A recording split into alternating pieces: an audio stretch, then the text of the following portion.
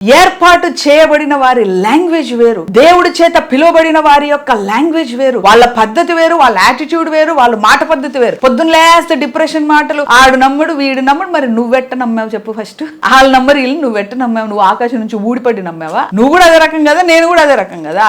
మనందరం కూడా బండరాళ్ళమే. మనం ఏమన్నా దేవుడు అని పుట్టడంతోనే యెహోవా హల్లెలూయా అనుకుంటూ పుట్టినవా? పుట్టి లోకంలో తిరిగి ఇష్టం వచ్చినట్టుగా తిరిగి ఎంటర్టైన్మెంట్ చేసి ఎంజాయ్ చేసిన వాళ్ళందరినీ మనందరినీ కూడా ఒక్కొక్క మార్గంలో తలపొగురుతో తలగర్వముతో లోక ఇష్టాలతో మనందరం కూడా ఇష్టం వచ్చినట్టుగా తిరుగుతుంటే ఆయన ప్రేమ చేత మనందరినీ దేవుడు రక్షించుకున్నాడు. కాబట్టి మన ద్వారా అనేక మందిని రక్షించగల సామర్థ్యం ఆయనకు ఉంది. కాబట్టి నువ్వు ఒకవేళ వాళ్ళేడ రక్షింపబడతారు అన్న మాట నీ నోట్లో వచ్చింది అనుకో, ఫస్ట్ 40 రోజులు ఉపవాసం ఉండి ప్రార్థన చేయి. అంతరంగంలో దేవుని ఆత్మ సజీవము గలి బయటకు వచ్చిన తర్వాత నన్ను ఎలాగ రక్షించాడో దేవుడు వాళ్ళను కూడా రక్షిస్తాడన్న హృదయం ఫస్ట్ నీకు రాని అరిగిటి. సో ఏర్పాటు చేయబడిన వారి యొక్క మాట తీరు వేరే ఉండాలా, ఏర్పాటు చేయబడిన వారి యొక్క యాటిట్యూడ్ వేరే ఉండాలా. నా దేవుడు సజీవుడు, సమస్తము చేయగల సమర్థుడు అన్న ఒక ఆవేశంతో, ఒక జీల్తో, ఒక ఫైర్తో వెళ్ళే వాళ్ళలాగా ఉండాలి.